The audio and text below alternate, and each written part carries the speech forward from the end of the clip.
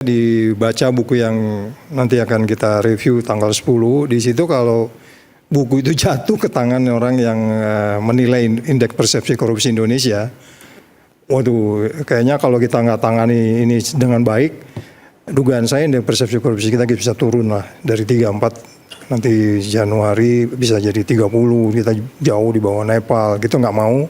Dan Presiden sudah punya komitmen untuk itu. Tadi sudah ada berbagai macam analisis yang bahwa memberantas korupsi Anda harus transparan, akuntabel, tidak boleh konflik kepentingan, dan kemudian Anda harus fair. Fair dalam pengertian azas praduga tidak bersalahnya. Saya di banyak tempat selalu mengatakan di mata saya FA yang sekarang di tahanan KPK itu lebih mulia daripada orang yang di luaran sekarang masih korupsi.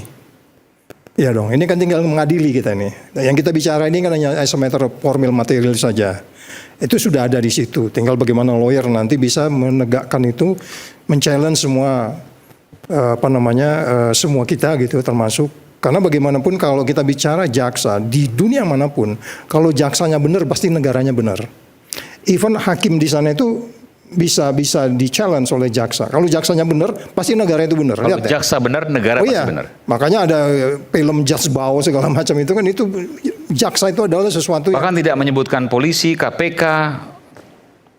Ini menyebutkan jaksa langsung. Karena di ujungnya kan dia yang mewakili negara untuk menyatakan bahwa kamu harus bertanggung jawab. Tapi ketika Anda melakukan hakim itu dengan misalnya. Oh iya, dia bisa, ya, kan saya harus menjelaskan kepada hakim kan, sehingga hakim bisa dengan gampang untuk tidak kemudian disuap kan begitu.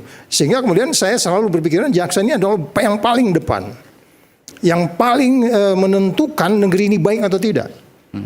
Dan sayangnya karena dia bagian dari pemerintah. Nah ini yang tadi kita berdebat bahwa bagaimana untuk ketemu judge yang bagus ini yang kemudian. Judge kan tapi hakim ini. Ya artinya maksud saya bahwa bagaimana kita bisa penuntut itu bisa mengatakan judgementnya bisa jalan gitu loh. Sehingga kalau kita katakan bahwa kalau penuntut itu mewakili negara bisa melaksanakan apa yang disebut sebagai transparan, akuntabel, bebas dari konflik kepentingan dan kemudian melaksanakan dengan fair, ya indeks persepsi korupsinya bisa terjawab. Dan jangan lupa bahwa dia kan sebagai bagian daripada pelaksanaan tugas-tugas kehakiman yang kemudian di situ dia paling depan sebenarnya. Jadi kalau dengan kasus ini saya katakan buku tadi itu dibaca oleh mereka, oh begini rupanya jaksa-jaksa kita ini seperti ini, itu menjadi tantangan yang sangat berat bagi kita untuk menjelaskan ke publik bahwa Indonesia mempunyai masa depan yang cerah dalam pemberantasan korupsi. Jangan lupa banyak orang menderita di luar sana karena memang ada ketidakadilan, ketidakbenaran, ketidakjujuran, dan kemudian masuk ke politisasi dan seterusnya. Yang gitu yang selalu political corruptionnya cukup tinggi gitu. Nah ini pintu masuk kemudian sebenarnya untuk membenahi semua. Jangan lupa ini ada kaitannya dengan OJK, ada ada kaitannya dengan Kementerian Keuangan, ada. Di buku itu apanya ada menyebut kaitan ke korupsi. Ada di kasus ini ada. Zaman kapan? Nah, dibaca kembali. Jadi banyak kementerian yang harus terkait di sini. Di buku Kosmak ini. Oh iya, ada memberantas korupsi dengan korupsi, menyebutkan beberapa anggota kabinet di sana yang punya potensi. Beberapa lembaga lain yang kita nilai harus bertanggung jawab ikut. Oke. Kan kita udah lihat kemarin. Saya tanya, berarti zaman sekarang dong ini dan sebelumnya tentu. Ya, jadi artinya diantaranya tadi kita lihat lembaga perlindungan saksi udah jelas. Ya, kemudian KPK-nya sudah jelas. Kemudian kementerian, PPATK sudah, OJK, ini kaitan dengan pasar modal juga.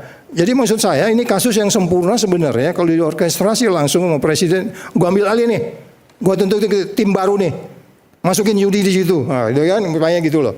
Ya kan, dia punya pengalaman tuh IKTP kata. Maksud saya gini, bagaimana mengembalikan kepercayaan yang saat ini masih rendah gitu. Hari ini kan kita berdebat, yang satu bilang nggak percaya KPK, iya aku sendiri nggak percaya. Ada pimpinan KPK meres menteri sampai hari ini belum dipenjara bro, ya kan? Itu udah jelas tuh bisa diambil alih kasus itu sebenarnya. Tapi kalau kemudian di KPK itu risikonya lebih rendah, Bung Mitra. Itu aja sebenarnya. Itu aja Bung Panggi, risikonya lebih rendah. Memang akan ada risiko. Nggak, maksudnya kalau di luar KPK risikonya lebih tinggi. Tadi ada menteri belum dipenjara. Oh iya, pimpinan KPK, karena ada pimpinan KPK yang tersangka waktu itu. Oh oke. Jadi itu juga mempengaruhi image orang. Kemudian bagian lain di KPK itu sekarang 1 polisi pimpinannya, 1 polisi, 1 jaksa, 2 hakim, 1 BPK. Ini kan problem ini.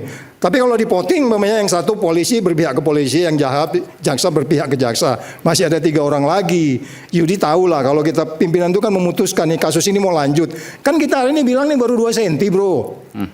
Kita harus masuk sampai Kasus ke 100. Febri ini baru 2 senti. 2 senti. Di bawahnya berapa senti? Ya itu tadi 2 kilo. Ya lebih lagi. Oh, lebih 2 kilometer. Yang kebuka baru 2 sentimeter, di bawahnya itu lebih dari 2 kilometer. Itu dalamnya, kita belum bisa luasnya lagi ya. Biasa. Ini bukan gunung es lagi nih, luar biasa.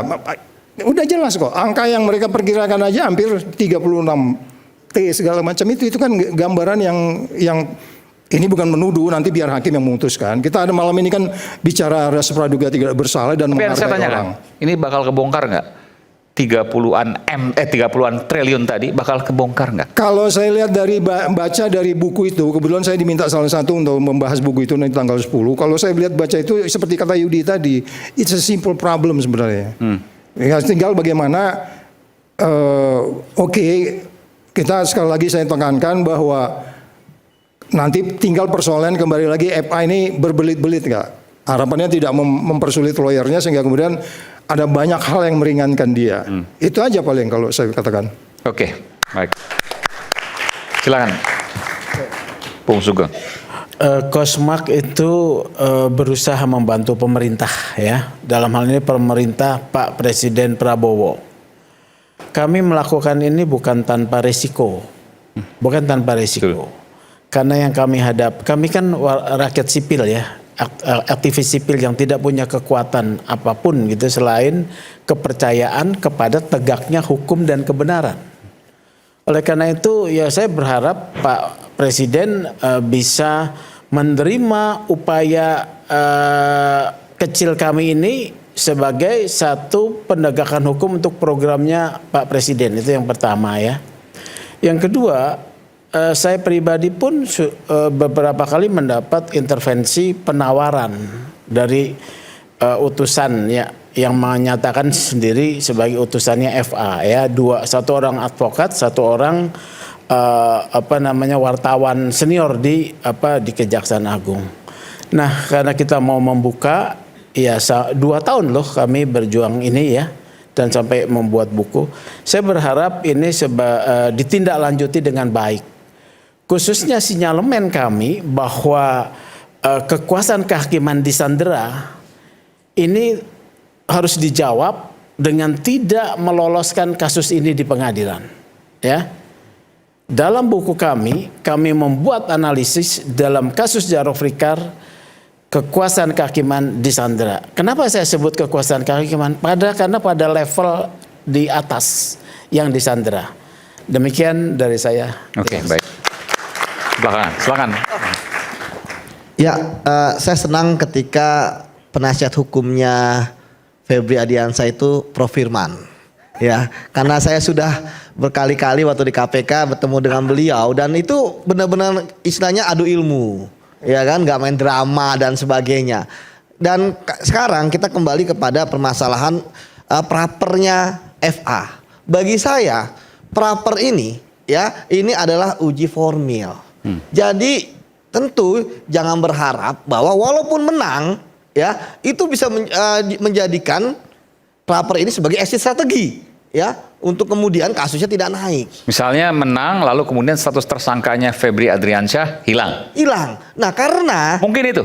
Betul, tapi untuk mungkin sekali lagi saya tanya, mungkin itu. Bisa jadi akhirnya tidak dinaikkan lagi, ya kan? Terus hilang kasusnya. Bisa hilang. Itu. Nah, itu yang kemudian saya melihat di ruang gelapnya seperti itu. Namun, makanya di sini kita harus mengawal bahwa pra-peradilan itu ya salah satu putusannya adalah tindakan korektif. Jadi ini nanti apapun yang terjadi itu adalah korektif bagi penyidik. Ya, misalnya penggeledahannya tidak sah, ya disahkan dengan cara apa? Ya, misalnya menambahkan dokumen dan sebagainya. Penetapan tersangkanya misalnya alat bukti dianggap kurang oleh hakim, ya dinaikkan lagi dengan alat bukti yang baru. Jadi seperti itu, materialnya nggak hilang, perbuatannya tidak hilang. Apalagi tadi saya selalu mengatakan bahwa kasus TPPU-nya ini sangat mudah, ya karena semua teori tentang TPPU mulai dari placement, menempatkan, layering, mengelabui, kemudian integration, membuat seolah-olah bersih, itu kan ada semua. Ya kan 3 pola itu, 3 tahap itu. Jadi Mas Aiman, ya tapi ya tentu ya dengan ini bisa jadi pasti akan panjang kasus ini. Tapi memang perang melawan korupsi kan memang perang yang lelah. Tetapi yang penting adalah jangan sampai dalam kasus ini perang terhadap korupsi malah perang-perangan, bukan perang sesungguhnya. Seperti